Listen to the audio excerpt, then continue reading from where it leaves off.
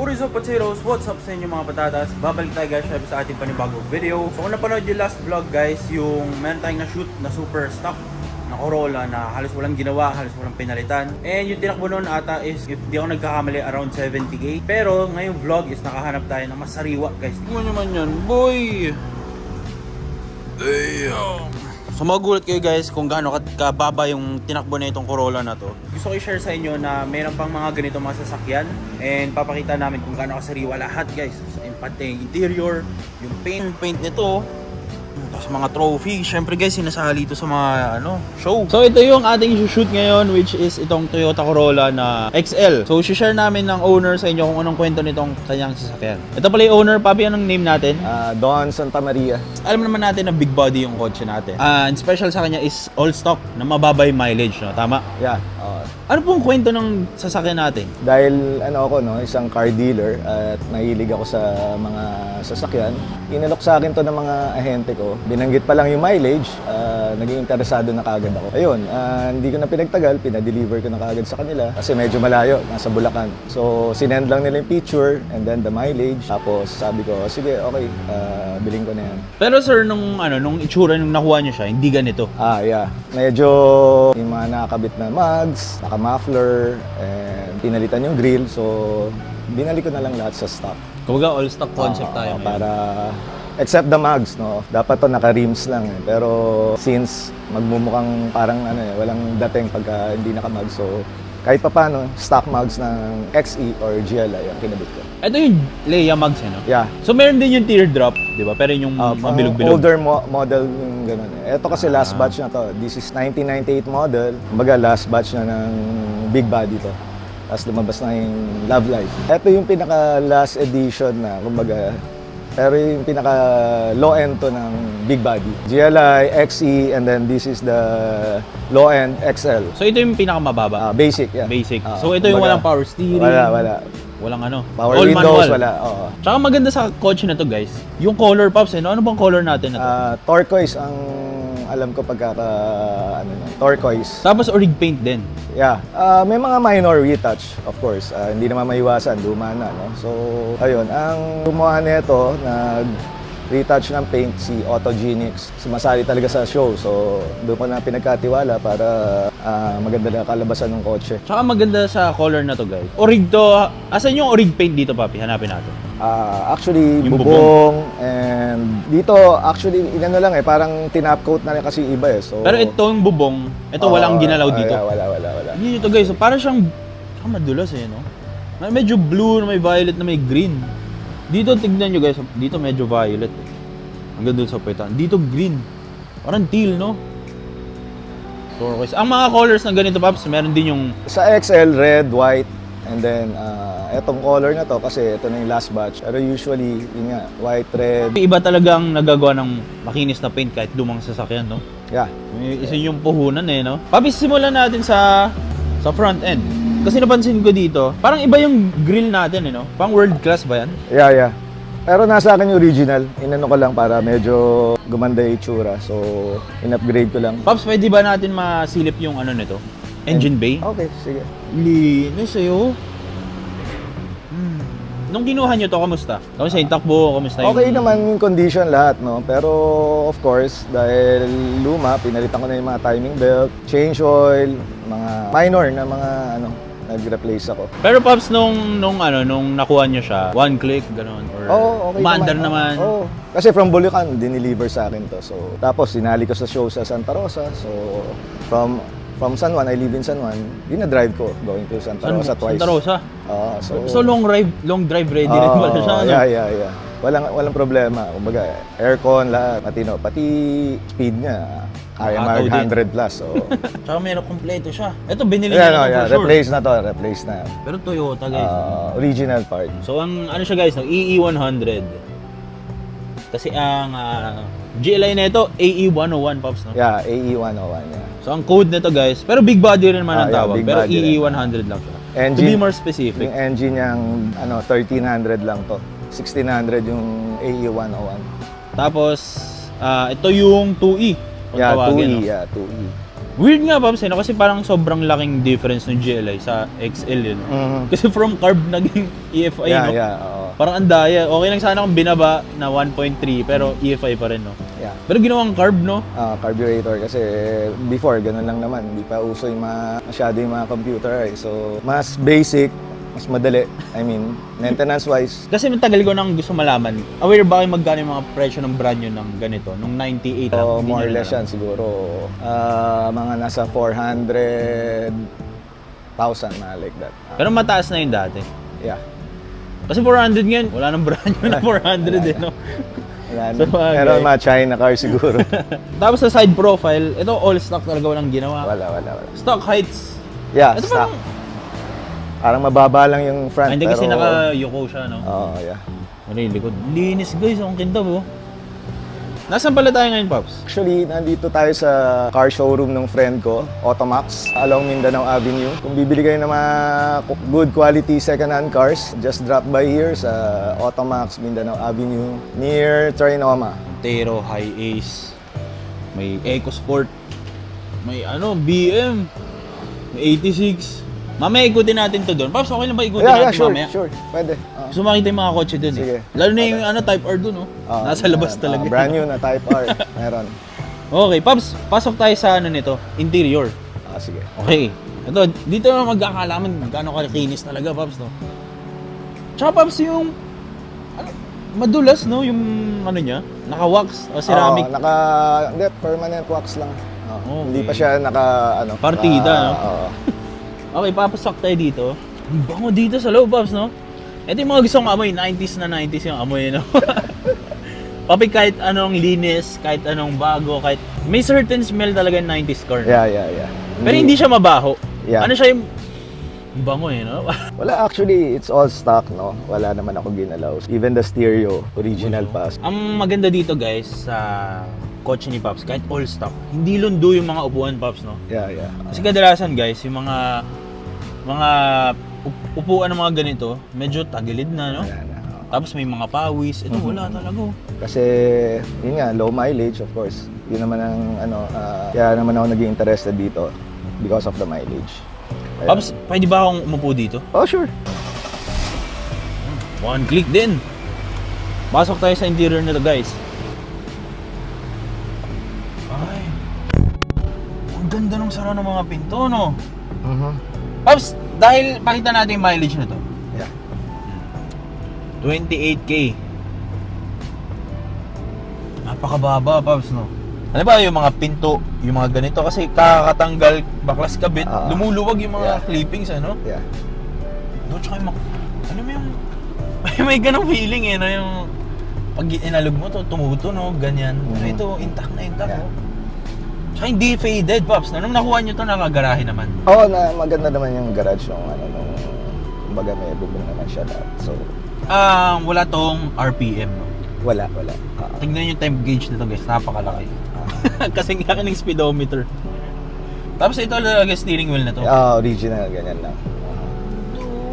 Car dealer tayo, no? Yeah.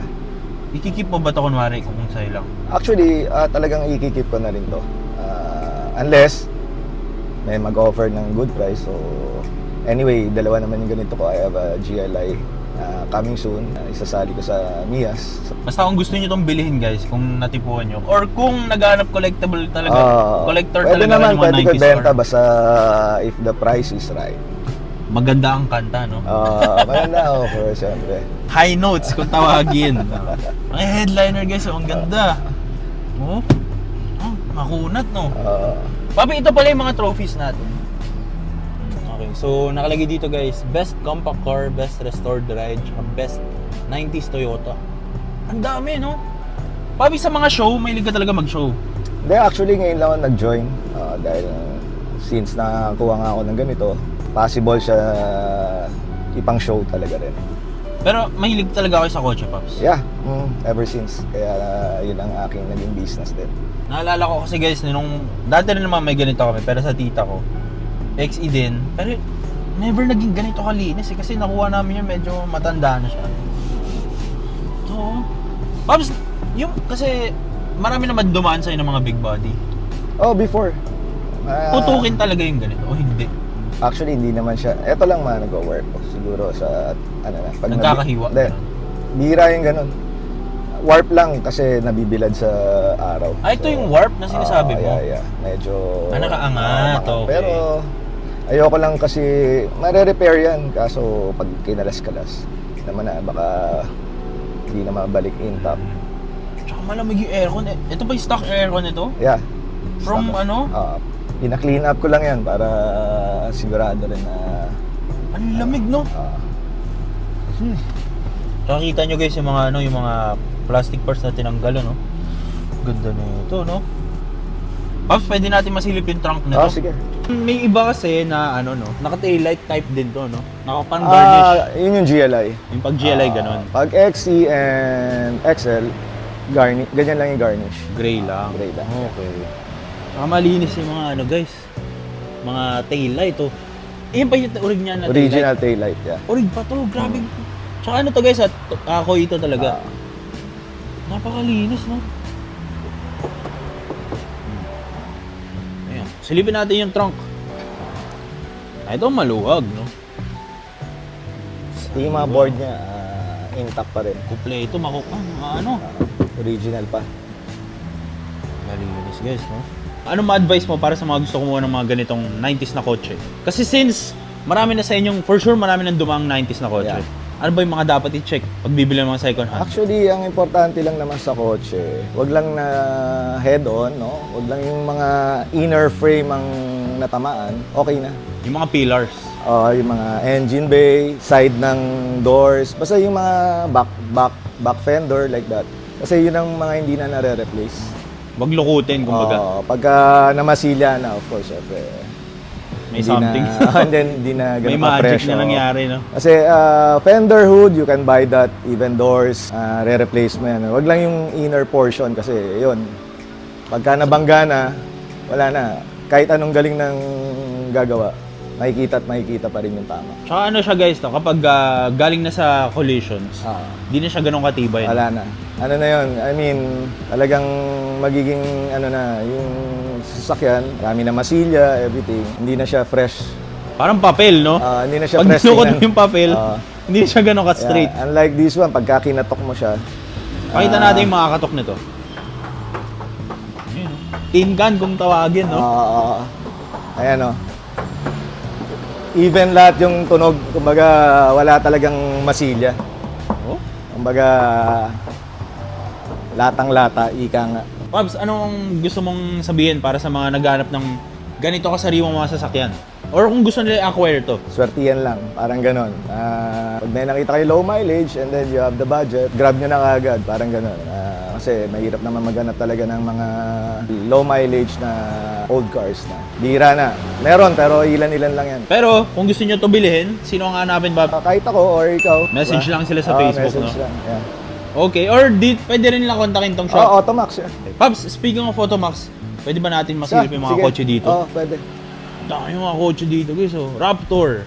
Bago natin ituloy yung ating video, gusto ko muna i-announce sa inyo na favorite nating betting site, which is si 1xBet, is meron na silang application sa inyong Android and sa inyong iPhone. Meron na sila sa App Store and sa inyong Play Store para sa inyong mga phone. Kasi dati guys, website lang sila nag-ooperate. Ngayon, may sarili silang application sa phone. Tsaka maganda rito, dahil syempre meron na silang App Store, meron na silang mismong application sa phone, makakapag-deposit na kayo using your GCash account. So, syempre, sa time natin ngayon, lahat na tayo meron GCash. So, mas pinatali ng 1xBet yung pagbebet natin sa mga laro. So, paano nga ba download yung 1xBet guys? So, syempre, search mo lang sa App Store or sa Play Store mo, 1xBet, tapos lalabas tayo. Ang maganda dito sa 1xBet, kapag new player ka pa lang, pwede mo gamitin yung promo code natin na Rich Potato. Lagi mo lang, mamaya papakita ko sa inyo kung paano gumagana. And again guys, $100 to, hindi to 100 pesos lang, dollars ang pinag-uusapan natin. Click nyo lang yung link nasa baba, comment section down below or nasa description, tapos mapupunta kayo sa page na to. So tara!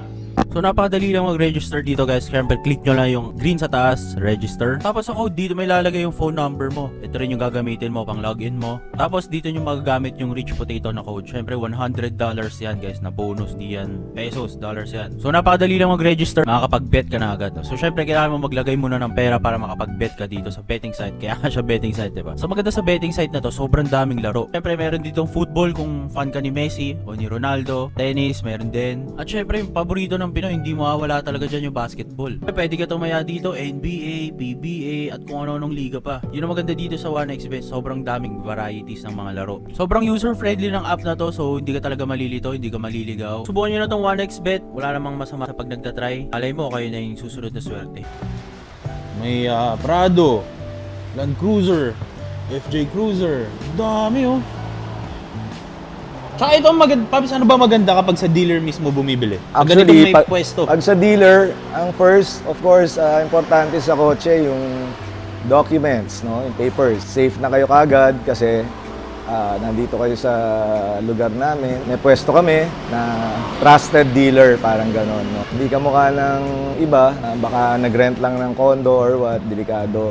Kasi may baka office, pagbili no? nyo, car na pala siya, di goodbye na yung inyong pinag-ipunan, no? Maraming ngayon alam mo na, uso ang scam ngayon. So, Para-paraan sila, no? Mahirap. Iba yung ganito talaga sa car dealership kayo bibili. Safe kayo. Tsaka may pwesto talaga. Pwede mo balikan. Yeah. Safe. And yun, mga quality cars yung mga binibenta namin. May Raptor. F-150 ba to? Actually, yan yung new look ng Raptor. Yung Ranger, yeah. Ranger lang actually, pero in-upgrade siya. Drines up, so... pero normally, ganito lang rin kalaki yan? Yeah. In-upgrade, ni-leaf lahat. May mga sports car. Dami dito guys. Babs, matagal na ba tong shop natin? Oo, mga na to, 5 years. Saka maganda may silipin natin yung mga guys. High-end, low-end, mid-end, kompleto. Yeah. May motor pa. O hindi kasama yung motor. Sa staff namin. Joke lang, hindi kasama yung motor guys. Tapos dito may may Type R. Tapos may Mio sa harapan. Ito yung pinakamaganda sa lahat. Motor ko kasi ito, Paps. Okay. Pinakamaganda sa lahat. May Mio. Uy! Kompleto. Tsaka mga sariwa din, no, Paps? May mga pa, oh. Ito, mga brand new to. Ito?